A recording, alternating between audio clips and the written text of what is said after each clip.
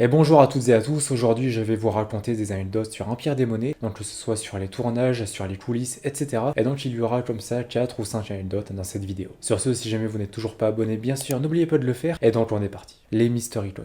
Pour cette première anecdote, on va commencer avec les Mystery Coins. Alors les Mystery Coins, ce sont des pochettes que j'ai inventées qui contiennent des monnaies. Alors il y a soit des monnaies françaises, soit des royales, soit des romaines, et donc ce sont des pochettes que je vous donne avec vos commandes, et qui sont évidemment gratuites. Après, pour ceux qui veulent en savoir plus, je vous mettrai le lien dans la description, mais juste sachez que c'est une pochette tous les 25 € d'achat et que vous en avez une gratuite lors de votre première commande. Mais bref, ce n'est pas ça qui est important. Le plus important, c'est la création de ces pochettes. Il faut savoir que ça remonte à 2019 et plus précisément à fin juin, début juillet 2019. À ce moment-là, j'ai l'idée de faire une pochette dans laquelle il y a une monnaie mystère, d'où le terme Mystery Coin. À l'intérieur, donc, il y a 70% de chances d'avoir une monnaie française, 20% de chances d'avoir une monnaie en argent et 10% de chances d'avoir une monnaie romaine. À ce moment-là, ces pochettes devaient être vendues à l'unité et donc vendues sur la boutique. Je prépare donc pendant plusieurs heures les pochettes, je les découpe, etc. Et c'est un truc qui vraiment m'a pris énormément de temps à ce moment-là parce qu'il fallait créer la pochette, il fallait ensuite imprimer le tout, faire le design et je savais pas trop comment m'y prendre au début. Et donc après, je décide de mettre ça en vente sur la boutique en sachant que j'ai mis quand même pas mal d'efforts et j'avais dû y passer, je crois, une nuit blanche complète à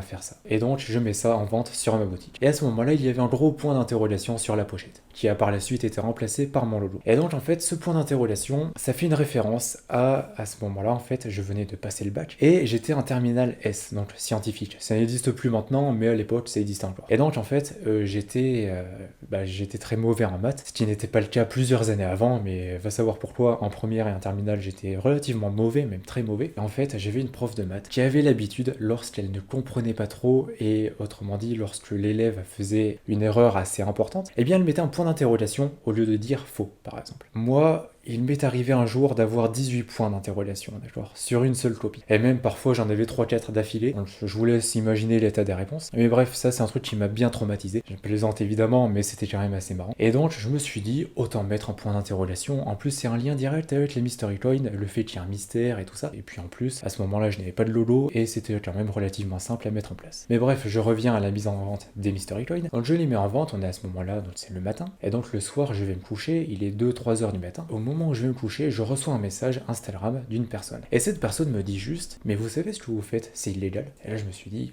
pourquoi? De quoi il me parle lui encore? Et donc je lui demande de quoi il me parle et tout ça. Et là il me parle des pochettes. Et il me dit que le fait de vendre des pochettes et de faire espérer une sorte de gain, eh bien en fait c'est illégal et c'est assimilé à des jeux d'argent en fait. Chose que je ne savais absolument pas. Enfin, ça, franchement, honnêtement, j'en savais rien. Mais bref, moi je me suis dit, c'est un peu comme les pochettes Lego. Pour ceux qui connaissent, les pochettes Lego, vous avez des petits personnages Lego. Et notamment, pour ceux qui ont connu, il y avait une série où dedans il y avait un bonhomme qui s'appelait Mr. Gold. Et Mr. Gold coûtait extrêmement cher. Et je me suis dit, on part sur le même principe, puisque ce sont des objets historiques. C'est juste des objets, c'est pas des pièces d'euros non plus. Mais bref, et apparemment c'était illégal. Donc je lui demande quand même de se renseigner, enfin d'être sûr de lui. Il va demander à un autre numismate, une autre personne qu'il connaît. Et tous les deux me confirment que c'est illégal et qu'il faut que je retire ça de mon site et de d'autres sites si jamais je ne veux pas avoir d'ennui. C'est ce que je fais dans la foulée évidemment, et donc après je me renseigne un petit peu plus autour de moi, et donc je me rappelle que mon père avait demandé à quelqu'un qui s'y connaissait très bien en loi. Cette personne a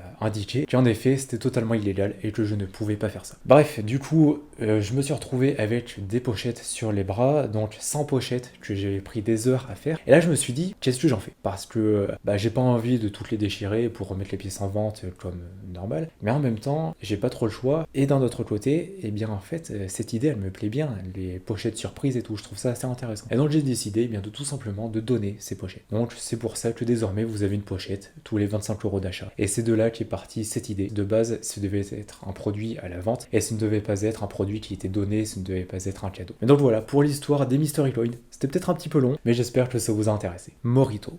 Maintenant, on va parler de Morito. Pas de la boisson alcoolisée, évidemment, on va parler de lui. La mascotte d'Empire des Monnaies, j'en ai déjà parlé à plusieurs reprises en vidéo, mais sachez que Morito, de base, ne devait pas être une mascotte. Et Empire des Monnaies n'aurait jamais dû avoir une mascotte. En fait, on se retrouve pareil en 2020, je crois, c'était en 2020. Et donc à ce moment-là, on a une youtubeuse que j'aime beaucoup qui s'appelle Marie Frozen Crystal, pour ceux qui connaissent. Et donc elle lance sa boutique qui s'appelle Eclipse. Et donc je me suis dit, vas-y, je vais la soutenir et donc je vais lui acheter quelque chose sur sa boutique. Il avait mis en vente des petites peluches, donc des peluches de cactus, comme Morito, et elle les avait mis en vente, donc c'était en quantité limitée, etc. Et donc je me ramène sur le site, je mets ma carte bancaire, pour acheter, normal, ma carte bancaire perso, donc personnelle, parce que c'est un achat pour moi, sauf que ma carte est refusée. Pourquoi elle est refusée, ma carte? Pas par manque d'argent, ah non, juste parce que j'avais une carte de merde. En fait, c'est une carte qui ne servait qu'en Europe. Bon, ça a changé depuis, mais à cette époque-là, c'était qu'en Europe. Et donc, si jamais le serveur du site était en dehors de l'Europe, eh bien, ça ne marchait pas. Par exemple, je ne pouvais pas acheter sur eBay. Allez savoir pourquoi. Il y avait certains sites où ma carte ne marchait absolument pas. Et donc là, ça faisait pareil sur Eclipse, donc la boutique de la youtubeuse. Et en fait, j'ai pas réfléchi. J'ai pris ma carte pro, donc la carte d'Empire des Monnaies, et j'ai acheté Morito avec. Sauf que c'est illégal. Une fois de plus, c'est illégal évidemment de faire ça, puisque je n'ai pas le droit d'acheter des choses personnelles avec l'argent de mon entreprise. Oui, mon entreprise m'appartient à 100%, mais je ne peux pas pour autant m'acheter des choses avec. Par contre, je peux me verser de l'argent et payer avec cet argent des choses. Ça, c'est différent.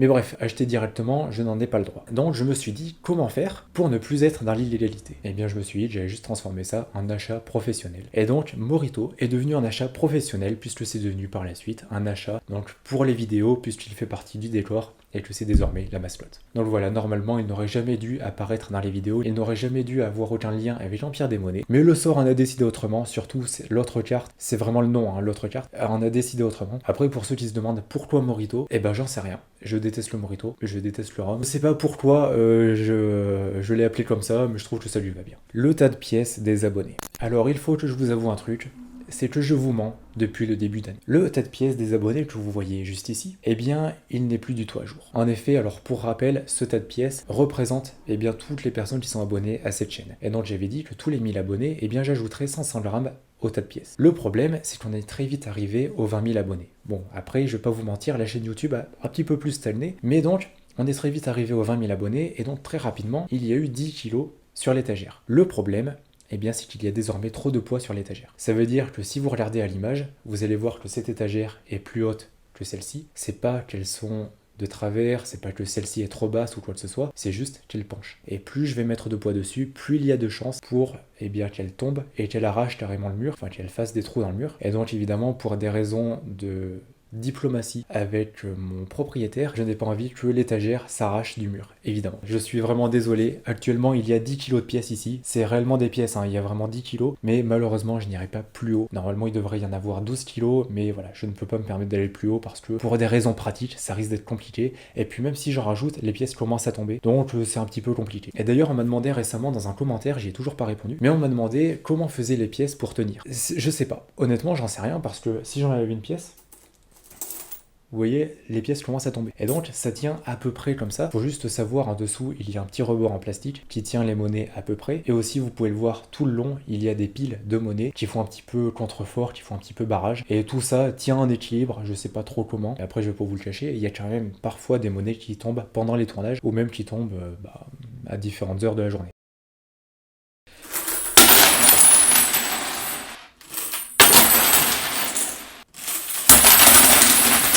Enfin bref, donc voilà, du coup, pour le tas de pièces des abonnés, encore désolé, malheureusement, je ne peux pas faire autrement. La Koenigsegg. Alors pour cette nouvelle anecdote, déjà je vous invite, avant de vous la raconter, eh bien à vous abonner et à lâcher un petit pouce bleu, moi ça me soutiendra énormément, et puis vous, ça vous permettra de ne rater aucune autre vidéo. Mais bref, sur ce, on revient à l'anecdote. On est donc ici en Suisse pour un tournage, donc pour l'hospice du Grand Saint-Bernard, et donc c'est ma plus grosse vidéo à ce jour, c'est celle qui a demandé le plus de moyens et tout ça, et aujourd'hui malheureusement c'est celle qui a le moins bien marché, mais bref, ça c'est un autre détail. Et donc, il y a eu différentes choses pendant ce séjour. Déjà, sachez que l'hospice, alors c'est un très beau lieu, hein, il n'y a pas de souci, mais c'est perdu. Mais vraiment, déjà, c'est à 2500 mètres d'altitude, c'est vraiment très très haut. Pour moi, c'est la première fois que je montais aussi haut en altitude. Sachez que vous voyez la différence en termes de pression atmosphérique. Par exemple, lorsque vous montez en altitude, plus ça va, plus l'air prend de l'espace. Et par exemple, on avait un paquet de chips qui n'était pas ouvert, le paquet était à 2 doigts d'exploser quand on était à l'hospice. Enfin bref, ça c'était les détails. Mais donc, on est à l'hospice, donc à 2500 mètres d'altitude, on est à une demi-heure, 3/4 d'heure de la plus proche des villes, donc on est quand même perdu dans les montagnes suisses. Et donc à ce moment-là, je veux faire des plans au drone pour pouvoir mettre dans la vidéo. Et donc il faut savoir qu'il y a un lac. On était à cet endroit-là du lac, et de l'autre côté du lac, il y a une route qui passe. Sur cette route, autant en été, il doit y avoir pas mal de voitures qui passent. Évidemment, à ce moment-là, on était en octobre, il y avait une voiture tous les 3/4 d'heure qui passait. Bon, j'exagère un petit peu, mais il y avait relativement peu de voitures qui passaient. Et donc, au moment où j'étais en train de préparer le drone et tout ça, de déplier les hélices, etc., j'entends un moteur au loin. C'est pas un moteur de moto, c'est pas un moteur de voiture normale, normal non plus, c'est pas un moteur de la Golf GTI de Dylan non plus, j'ai rien contre les Dylan, mais voilà, c'est un moteur quand même qui fait un petit peu de bruit, voilà, on sent qu'il y a quand même un petit peu de puissance en dessous. Et donc je regarde et je vois évidemment que c'est une voiture qui passe. Et là je me dis, ah, on dirait une McLaren. Une McLaren, donc une marque de voiture de sport, hein, pour ceux qui connaissent. La voiture s'arrête sur la route, un petit peu plus loin. Et là, je vois que le mec en sort. Et il y a à ce moment-là la porte qui se met à la verticale. Alors pas en mode papillon, comme par exemple sur une Lamborghini, ou même pas normal comme sur une voiture, eh bien tout à fait classique. Non, elle se met à la verticale, comme ceci. Je vous mettrai une image si jamais j'en ai trouvé. Et donc là, très rapidement, je reconnais ce que c'est une Koenigsegg Jesko, ou Jesko, je sais pas comment on prononce. Et c'est une voiture qui vaut entre 3 et 4 millions d'euros. C'est une voiture quand même relativement chère, on va pas se mentir. Et donc j'ai eu le temps de prendre cette photo. Oui, elle est dégueulasse la photo, je suis désolé. J'avais pas ma caméra et le drone, j'ai pas eu le temps de le lancer. Je suis dégoûté, d'accord. Je voulais avoir une photo un petit peu plus proche et le mec il s'est arrêté pendant 2 minutes, il est reparti. Après je raconte ça parce que déjà, c'est la première fois que je vois une voiture aussi chère de toute ma vie. Mais surtout si on avait été à Monaco, ou même à Paris, ou même à Cannes, ou j'en sais rien. Dans une ville où il y a quand même des gens un petit peu riches, où c'est quand même classique de voir ce genre de voiture. Honnêtement, si ça avait été dans ce style de ville, ça n'aurait pas du tout étonné. Mais là, voir cette voiture dans cet endroit, à 2500 mètres d'altitude, à une demi-heure minimum de la plus proche ville, honnêtement, j'ai trouvé ça vraiment très bizarre. Enfin bref, voilà, je trouve ça quand même assez marrant à raconter et assez étrange d'un autre côté. Et sachez juste que le lendemain, on a vu une McLaren et là, j'ai pu faire une photo d'un petit peu plus proche. Mais bref, voilà, c'était pour conclure cette vidéo et ces anecdotes. J'espère que ça vous a intéressé. C'était une vidéo beaucoup plus calme, beaucoup plus tranquille. Je vais pas vous mentir qu'en ce moment, le rythme est un petit peu soutenu et donc faire une vidéo un petit peu plus simple et surtout qui demande moins de préparation, mine de rien c'est beaucoup plus simple pour moi à préparer et ça me fait gagner quand même pas mal de temps. Mais donc voilà, j'espère que ça vous a intéressé, j'espère que ces anecdotes vous ont plu. Évidemment, n'oubliez pas d'aller faire un tour sur ma boutique empire-des-monnaies.fr. Dessus vous y retrouverez des centaines de monnaies en vente. Il y a des romaines, des féodales, des grecques, des royales, etc. Et évidemment, hormis le fait que c'est pour collectionner, c'est vraiment un moyen direct que vous avez pour me soutenir et surtout pour avoir une belle pièce de collection. À côté de ça, si cette vidéo vous a plu, n'oubliez pas de lâcher un pouce bleu, de vous abonner et d'activer la cloche de notification. Moi ça me soutiendra énormément et vous ça vous permettra de ne rater aucune autre vidéo. Et enfin si vous êtes encore là, déjà merci beaucoup et puis marquez Storytime dans les commentaires, comme ça je saurai que vous êtes resté jusqu'à la fin de cette vidéo. D'ici là je vous souhaite une bonne journée ou une bonne soirée, prenez soin de vous et de vos proches et puis on se retrouve dans une prochaine vidéo. Allez salut!